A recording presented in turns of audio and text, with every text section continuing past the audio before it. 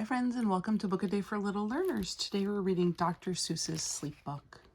The news just came in from the county of Keck that a very small bug by the name of Van Vleck is yawning so wide you can look down his neck. This may not seem very important, I know, but it is, so I'm bothering telling you so. A yawn is quite catching, you see, like a cough. It just takes one yawn to start other yawns off. Now, the news has come in that some friends of Van Vleck's are yawning so wide you can look down their necks. At this moment, right now, under 7 more noses, great yawns are in blossom. They're blooming like roses. Look at all those yawns. The yawn of that little bug is still spreading. According to latest reports, it is heading across the wide fields through the sleepy night air, across the whole country, toward every which where. And people are gradually starting to say, I feel rather drowsy. I've had quite a day. Creatures are starting to think about rest. 2 biffer-bomb birds are now building their nest. How they do this big job without making a blunder? But that is their problem, not yours and not mine. The point is they're going to bed, and that's fine. Crazy looking birds. Ooh, look at these. Sleep thoughts are spreading throughout the whole land. The time for night brushing of teeth is at hand.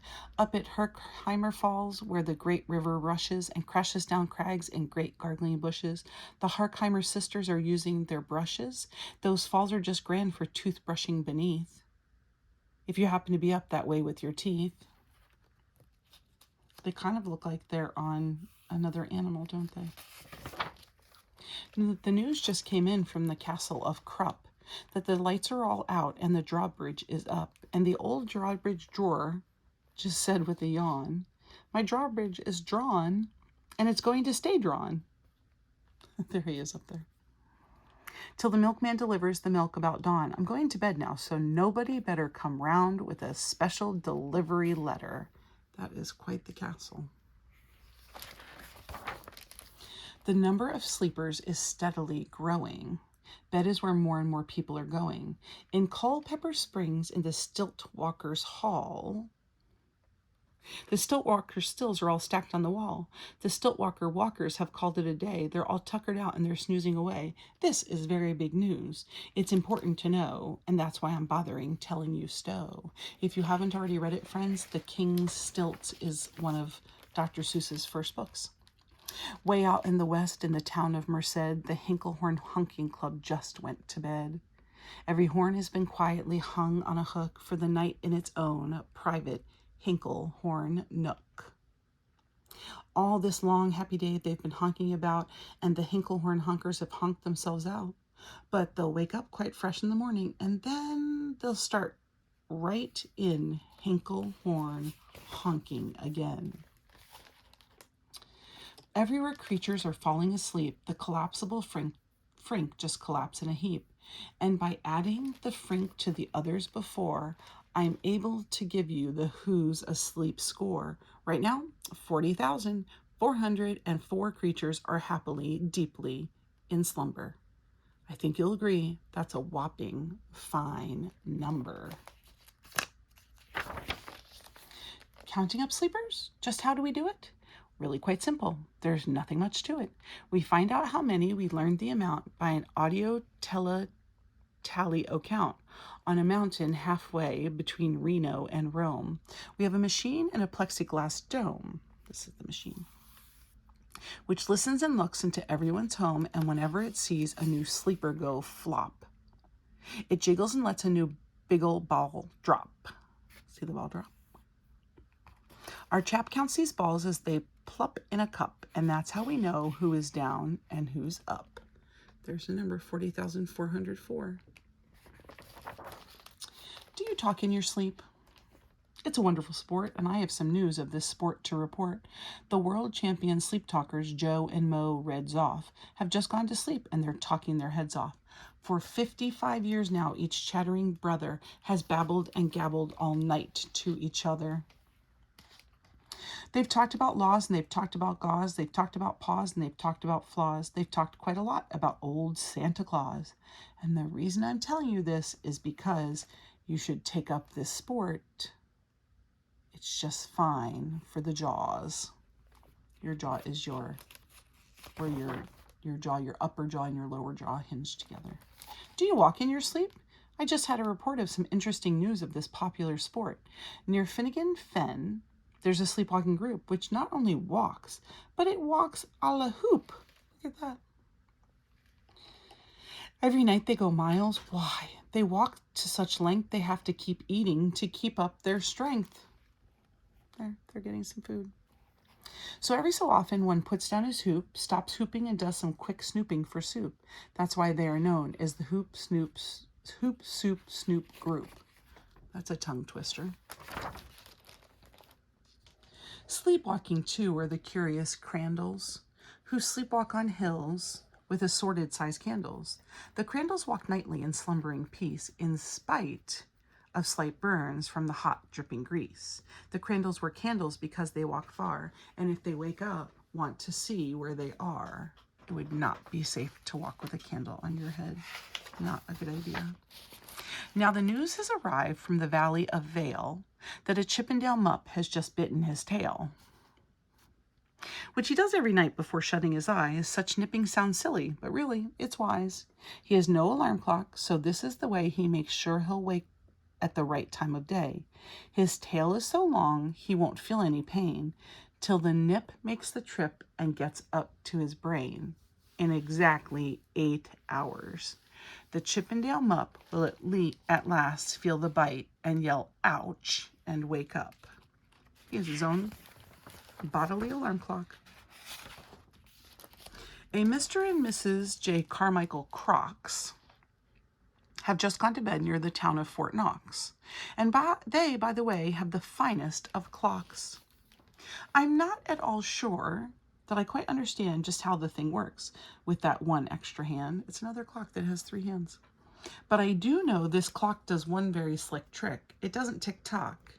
How it goes is talk-tick. So with ticks in its rocker, talk it. With ticks in its talker and talks in its ticker, it saves lots of time and the sleepers sleep quicker. So apparently it speeds up time for you to sleep. A lot of people would find that handy. What a fine night for sleeping. From all that I hear, it's the best night for sleeping in many a year. They're even asleep in this Wybeck motel, and people don't usually sleep there too well. The beds are like rocks, and as everyone knows, the sheets are too short, they won't cover your toes. So if people are actually sleeping in there, do you see, you can see his feet? It's a great night for sleeping. It must be the air.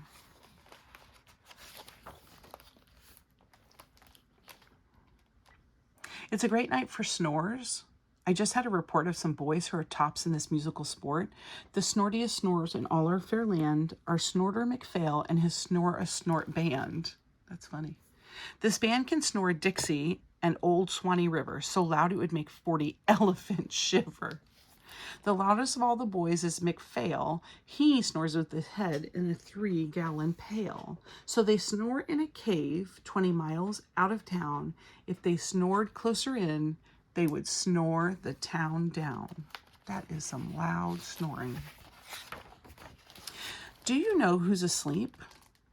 Out in Funa Laguna, 2 very nice Funa Laguna baboona.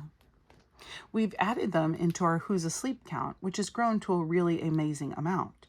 Exactly 8,808 creatures are sleeping now. Isn't that great? That's a lot of people sleeping. A Jed is in bed, and the bed of a Jed is the softest of beds in the world, it is said. He makes it from pom-poms he grows on his head, and he's sleeping right now on the softest of fluff, completely exhausted from growing the stuff. It's a whole pile. See, they're like little pom-poms in his head, and he takes them off and sleeps on them. That does look like a soft bed. The news has come in from the district of Doft that 2 oft are asleep, and they're sleeping aloft. And how are they able to sleep off the ground? I'll tell you. I weighed one last week, and I found that an oft is so light, he weighs minus 1 pound. That's why he floats. This says moose juice. This says goose juice. A moose is asleep, he is dreaming of moose drinks. A goose is asleep, he's dreaming of goose drinks. That's well and good when a moose dreams of moose juice, and nothing goes wrong when a goose dreams of goose juice. But it isn't too good when a moose and a goose start dreaming they're drinking the other one's juice. Moose juice, not goose juice, is juice for a moose, and goose juice, not moose juice, is goose for a goose. So when goose gets a mouthful of juices of mooses, and moose gets a mouthful of juices of gooses, they always fall out of their beds screaming screams. So I'm warning you now, never drink in your dreams.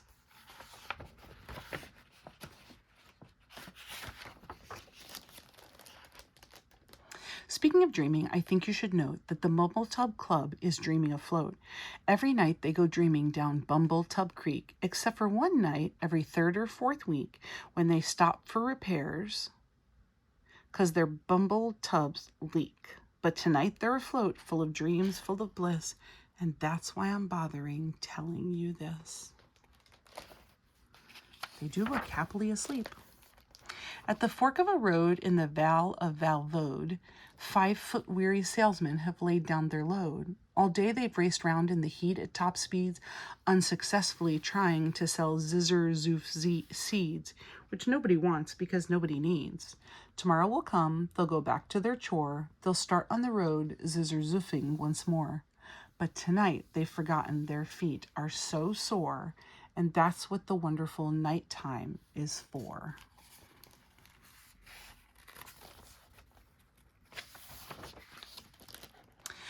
Everywhere creatures have shut off their voices, they've all gone to bed in the bed of their choices. They're sleeping in bushes, they're sleeping in crannies, some on their stomachs and some on their fannies.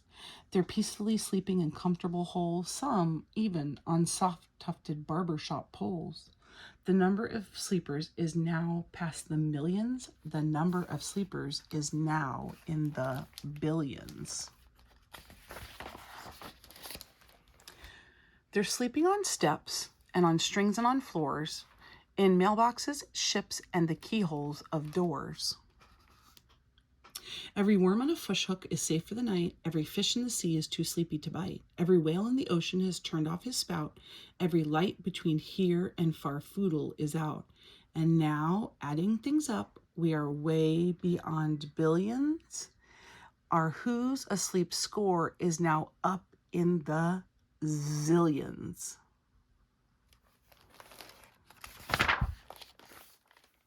99 zillion, 9 trillion, and 2 creatures are sleeping. So, how about you?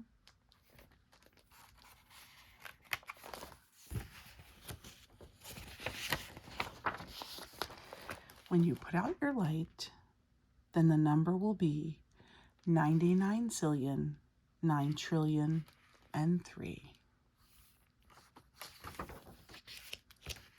Good night.